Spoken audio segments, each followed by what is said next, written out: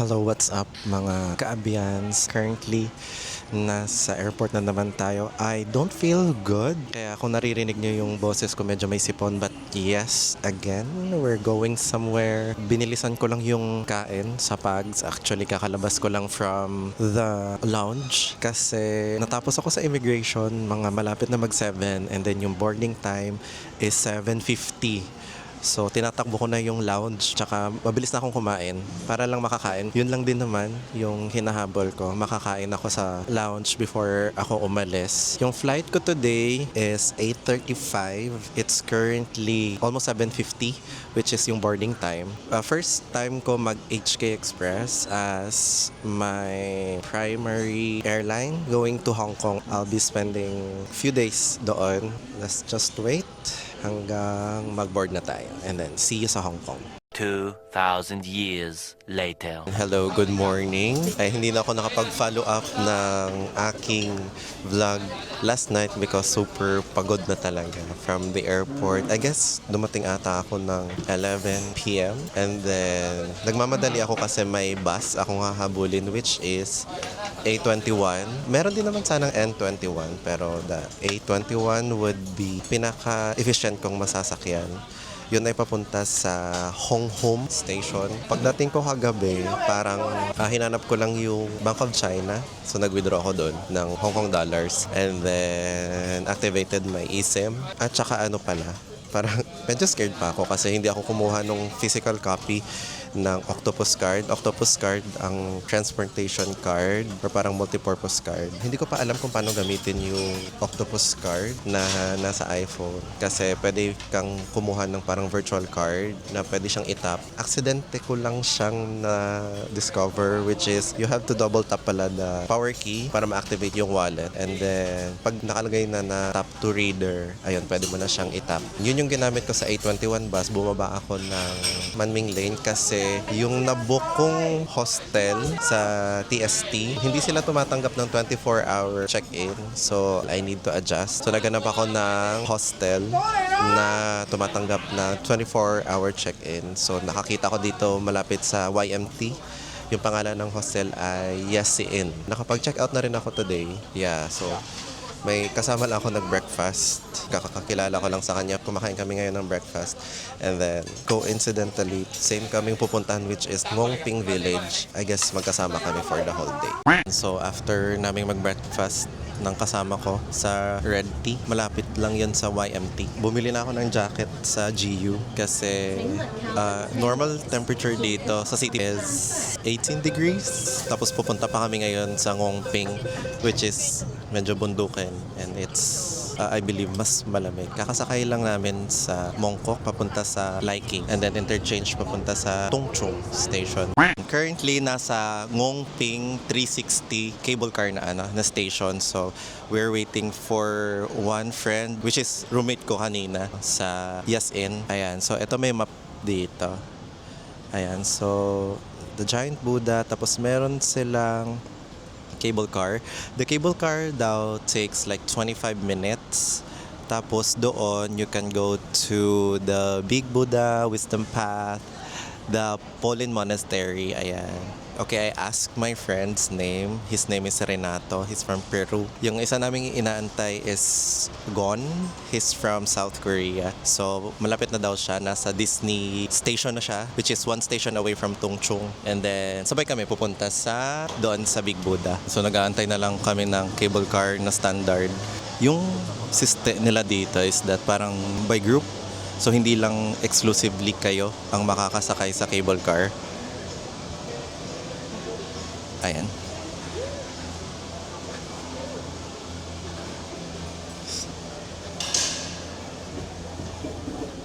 Ayan. So, ayun. Marami kaming kasama.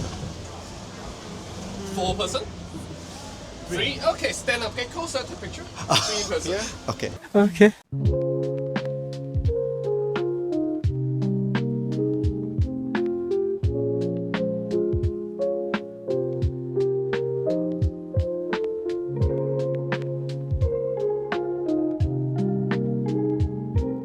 Ayan, kakababa lang namin sa cable car. Ayan yung Buddha. Tapos yun yung mga kasama ko. Yung nakakap, ayun yung si Gon, ayan si Renato. It's just that for me, malamig kasi. Hindi ko sure kung ano yung temperature dito. Pero kanina, pagising ko, it's 18 degrees. So for me, medyo malamig na siya. Pero for me, it's a favorable weather kasi hindi ako papawisan. Yung itinerary ko talaga is like it covers 3 na lugar. So number 1 is the Buddha, and then the monastery, and then yung Wisdom Path, which is, let's say kung makakuha tayo ng wisdom galing doon. Ayan. Ayan o.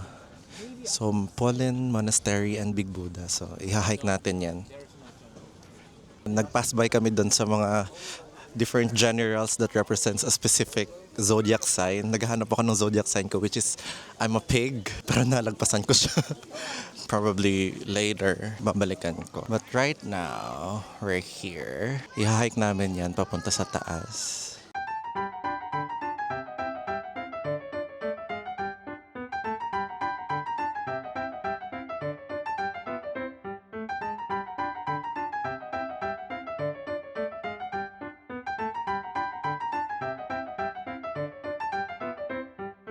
We just arrived here sa Pinakatoktok. So, as you can see, the Buddha is there. Yeah, very majestic. And the overlooking of this Buddha statue is this. See?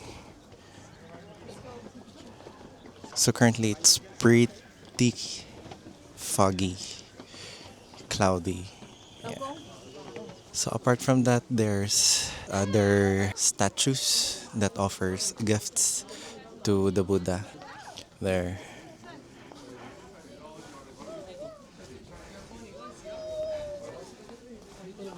Oh, dito sa likod, may viewing deck. Yeah, ito yung sa likod. Tapos may mga tao doon. Hindi ko alam kung nakikita, pero may mga tao doon. Pero it feels nice kasi hindi mainit. I like it. Nag-pilgrimage lang kami sa loob. Actually, iba pala yung entrance nun. Nasa loob yung entrance, papunta sa exhibit sa loob. So, ang baba nitong Buddha is an exhibit. Going up siya, tapos pababa. Ayan, yung exit niya, nasa paahan ng Buddha. The problem is, ayun lang, walang camera kasi na pwede sa loob. Kaya hindi muna ako nag-take ng mga videos. 5 minutes later. Okay, nakababa na kami from the Buddha. Ayan, yung Buddha sa likod. And currently, we're heading towards Pollen Monastery. Ang ganda ng nila, wallings. Ayan na. Lakas maka lanterns. Kakapasok lang natin sa Pollen Monastery. Napansin din ng kasama ko na masyadong malamig, kaya parang papansin nyo ba? Umuusok. Lakas maka lakas maka winter season. Behind me is the Pollen Monastery. Actually, it is pretty majestic temple for me.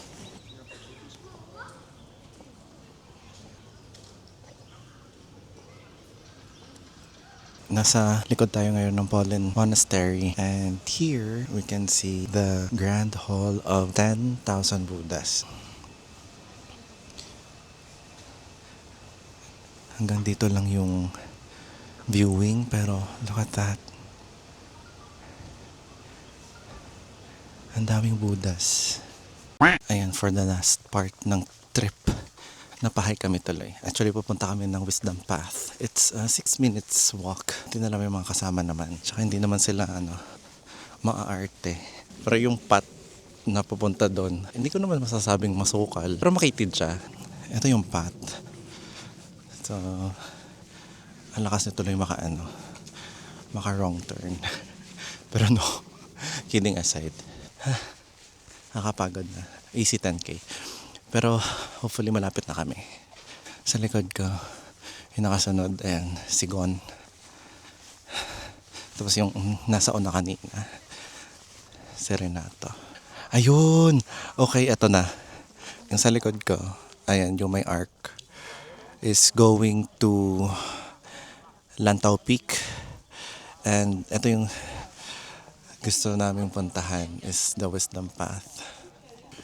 So, this is Wisdom Path. Ayan, we're going up sa Wisdom Path. Sabi kanina ni Gon, if you are to view this pillars of stone, it creates a sign of infinity.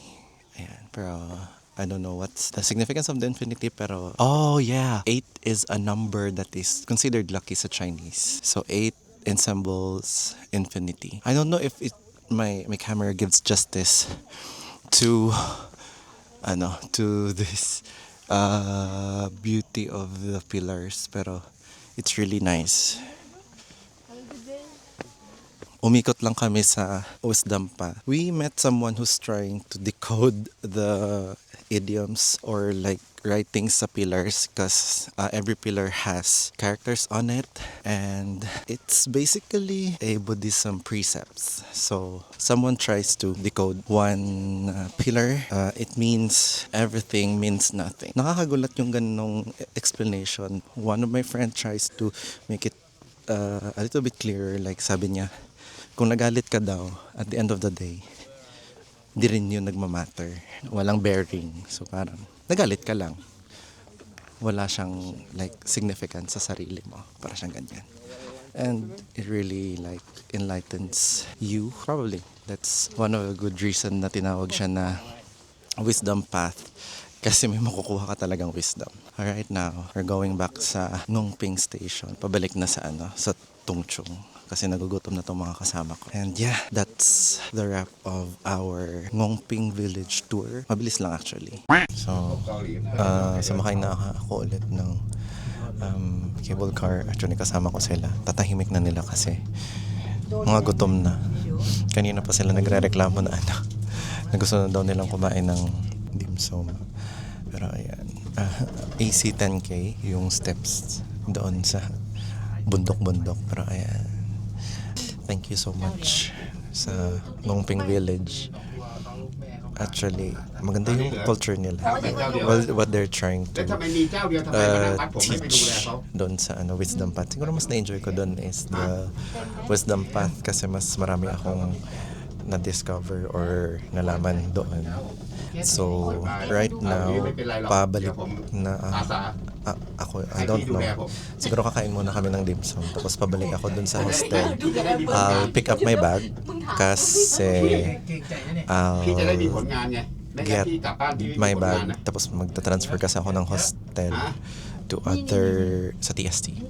And para sa Symphony of Lights. Ayan. Susubukan ko yan later. Pero try ko munang mag-check-in doon sa hostel na lilipatan ko. 5 minutes later. Ayan guys, so sa sobrang gutom ata namin, pumunta kami dito sa Dim Dim Sum. So yes, a restaurant for dim sum. Ayan, kasama ko si Gon. Ang daming in-order. Pakita ko. Ayan no. So may pig custard bread, like pig custard, siomai na pork and shrimp. Yeah, this one is like eggplant. This one is Seafood with chili. yeah, seafood with chili. Gusto pa saan niyang umorder ng marami. Pero yeah. Yeah, dig in please. So may weird custom pala sila dito.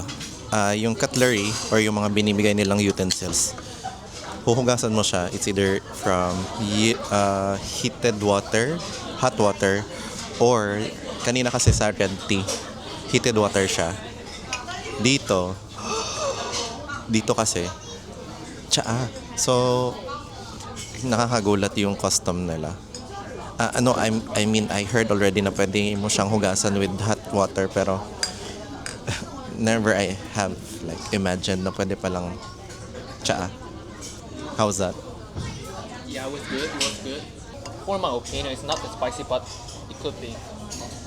Soy sauce is enough.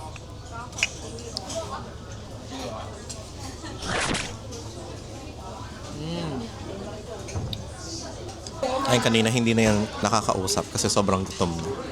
Yan sobrang nabunganga. Gumigiling pa yung kanina kasi sobrang excited niya kumain. Yung isa namin kasama, naiwan dun sa Tungchung kasi nag Pizza Hut. Siguro hindi niya nakaya yung gutom niya, kaya ayan, kumain na siya sa Pizza Hut. Kami, eto. Para mas malapit na rin mamaya pag uwi sa hostel. Kaya dito na lang kami, pinili na lang namin kumain dito para That's hot. Yeah, that's the thing. That's not spicy. Okay. So rich.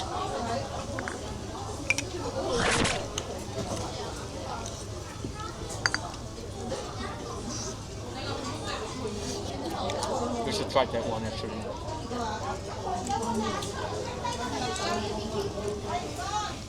Mabuti na lang siya yung sinamahan ko kasi very particular siya sa pagkain. Ginawa niyang karir yung paghanap ng kainan dito sa Hong Kong. Para matry lang yung mga different na pagkain. Right now, ito iba naman.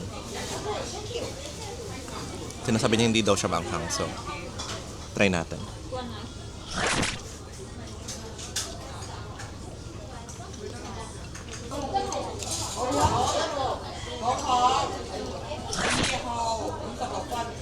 Okay. So ito, kala ko maanghang siya. May lasang pepper, pero hindi siya maanghang. Siguro, I just realized that this is pepper. Yeah, Oh. that's a pepper and Okay. that's a maybe special shrimp, I guess. But surprisingly, it doesn't like taste very spicy. Yeah, it's not spicy because they remove every seed of pepper, so that's why. Yeah. But Okay. they have a flavor of pepper, so you just can take it. Ayun, napa-order na rin ako ng Coke. 'Di ba? Buong araw kasi wala akong tubig.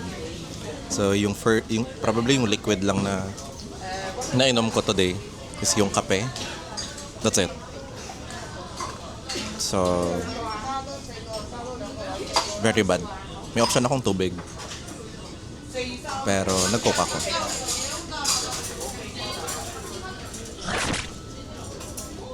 Hello, what's up? So yeah, nanunumbalik na naman ako and then after namin kumain ni Gon sa Dim Dim Sum, bumalik kami doon sa hostel kasi naiwan ko yung bagahe ko doon cause I'll move out and then lumipat ako dito sa TST. My itinerary supposedly tonight, kaninang 8 p.m. is that I'll be checking out Victoria Harbor para sana sa Symphony of Lights. But, yung pag-check-in ko dito sa Chungking Mansion, so medyo nagka-problem ng very slight.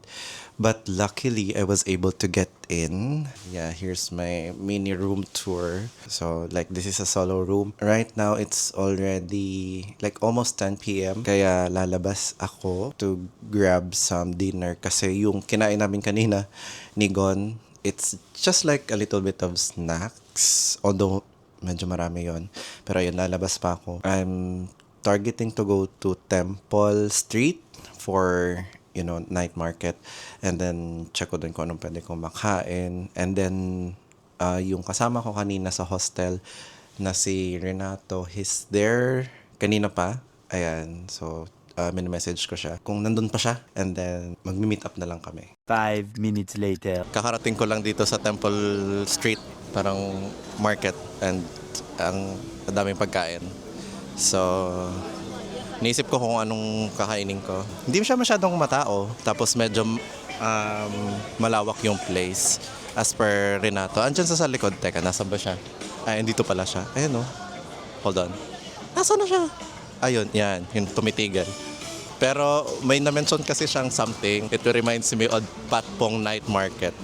Yeah, boy. Pero ganito siya.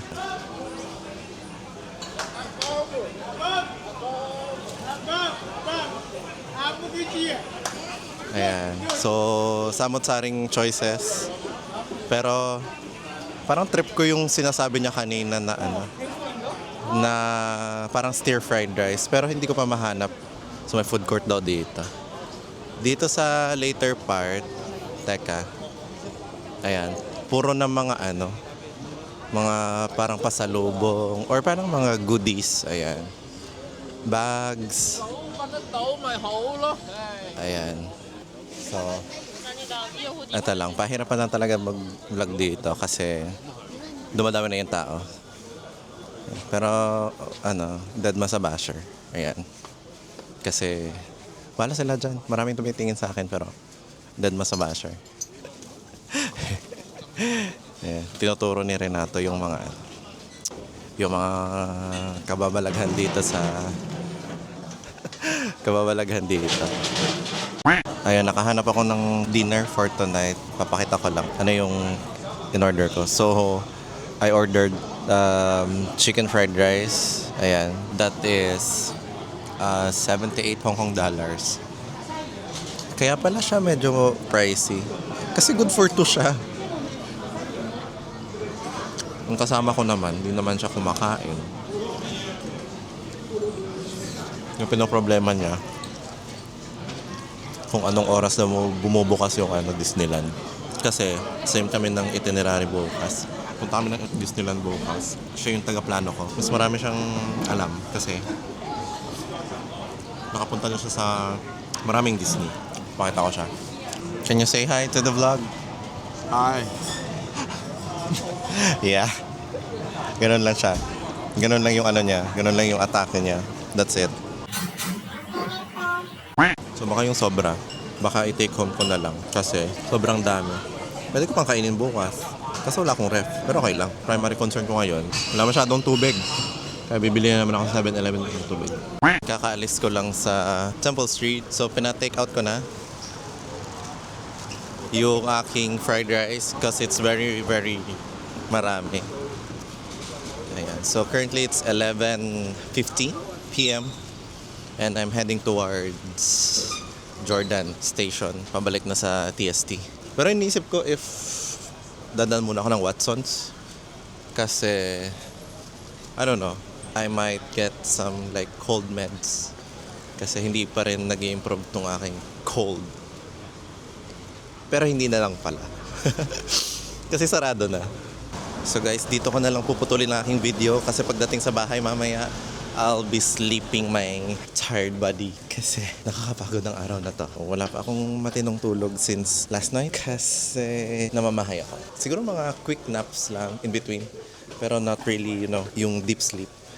Kaya yan, gusto kong matulog ngayon ng matiwasay. Kaya see you guys tomorrow. Bye. Good night.